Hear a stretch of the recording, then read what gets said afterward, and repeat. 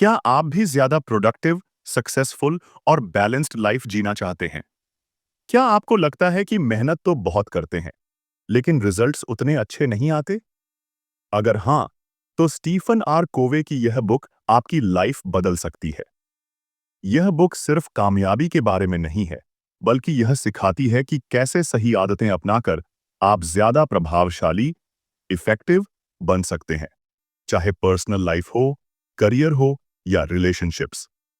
इस समरी को आखिर तक देखें, क्योंकि इसमें हम आपको बताएंगे वे 7 पावरफुल आदतें जो दुनिया के सबसे सफल लोगों की पहचान है।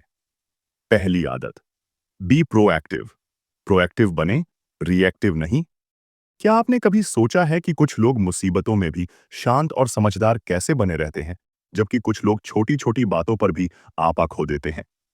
इसका राज है प्रतिक्रियात्मक होने की बजाय पहल करने वाला होना। यह आदत हमें सिर्फ परिस्थितियों का शिकार बनने से बचाती है और हमें अपने जीवन का असली निर्माता बनाती है। प्रतिक्रियात्मक और पहल करने वाले व्यक्ति में अंतर। प्रतिक्रियात्मक लोग, ये लोग हालात के गुलाम होते हैं। उनका मूड और निर्णय दूसरों की बातों या बाहरी परिस्थितियों पर निर्भर करते हैं। अगर मौसम खराब है तो उनका मूड खराब हो जाता है। पहल करने वाले लोग, ये लोग अपनी सोच और व्यवहार को खुद चुनते हैं। वे बाहरी परिस्थितियों को दोष देने की बजाय समाधान ढूंढते हैं। वे अपने मूड और व्यवहार के मालिक होते हैं। क्या आपका मूड और आपका दिन इस बात पर निर्भर करता है कि लोग आपके साथ कैसा बर्ताव करते हैं? अगर कोई आपकी आलोचना करता है, तो क्या आपका पूरा दिन खराब हो जाता है? आपकी जिंदगी में कौन सी परिस्थितियां हैं जहां आप प्रतिक्रियात्मक होकर सिर्फ दोष देते हैं? क्या आप उन स्थितियों में पहल कर सकते हैं और जिम्मेदारी ले सकते हैं? अगर आप सच में पहल करने वाले बन जाते हैं, तो आपके पास अपनी जिंदगी को बदलने की असली ताकत होगी। अब जानें अगली आदत, अंत को ध्यान में रखकर शुरुआत करें। दूसरी आदत, begin with the and in mind. अंत को ध्यान में रखकर शुरुआत करें, विजन से। शुरुआत, क्या आपने कभी सोचा है कि अगर किसी जहाज का कैप्टन बिना दिशा और मंजिल के समंदर में निकल पड़े तो क्या होगा? शायद वो रास्ता भटक जाएगा, गलत दिशा में चला जाएगा या फिर कहीं भी पहुंच जाएगा। हम में से बहुत से लोग भी ऐसे ही जीवन जीते हैं, बिना किसी स्पष्ट मंजिल के, बस बहते जा रहे हैं। लेकिन अगर हम अपनी मंजिल पहले से तय कर लें, तो रास्ते खुद ब खुद साफ हो जाते हैं।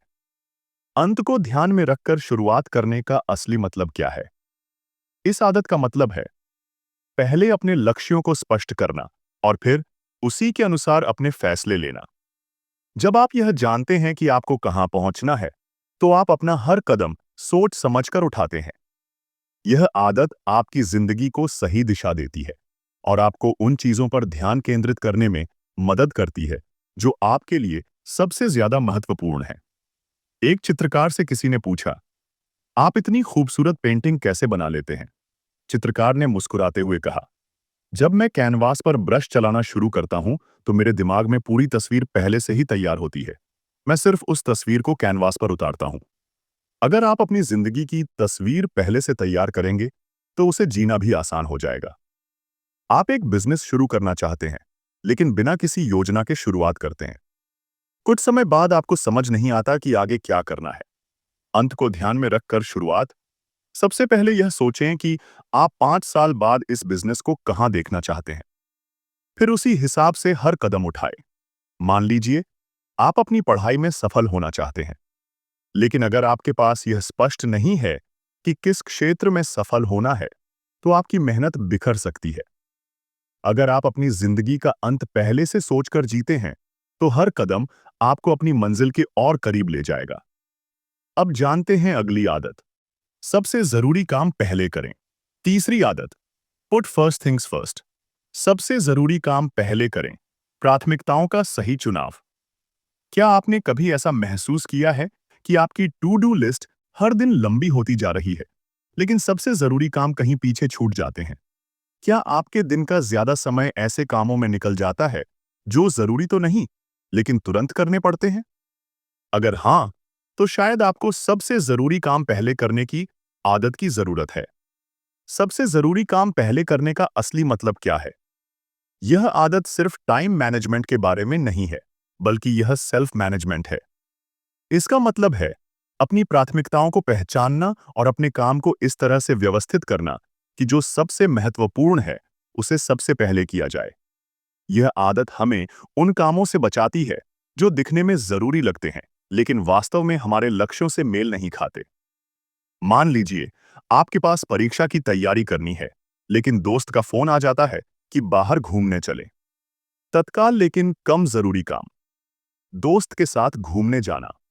महत्वपूर्ण और जरूरी काम, परीक्षा की तैयारी करना।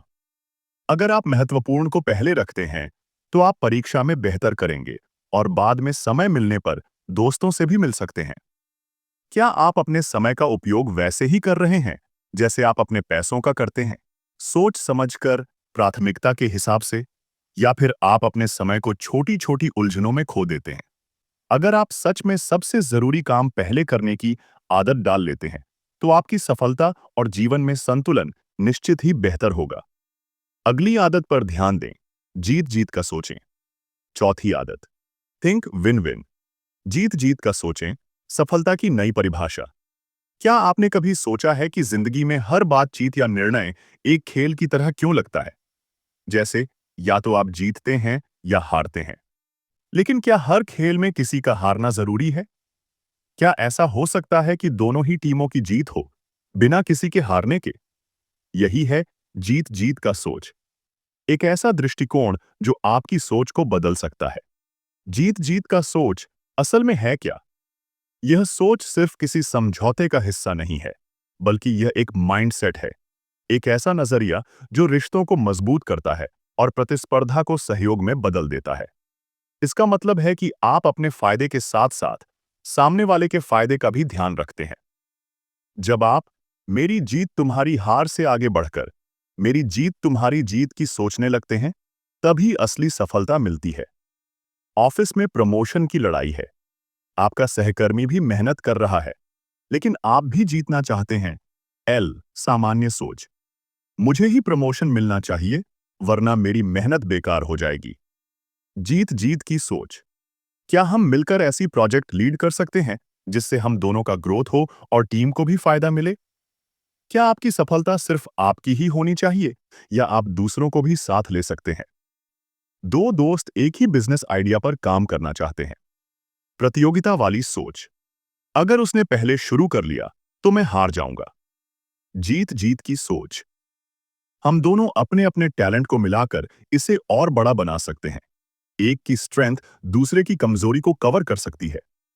सोचें कि आपकी जिंदगी में ऐसा कौन सा रिश्ता या स्थिति है जहां आप मैं बनाम तुम की सोच में फंसे हुए हैं।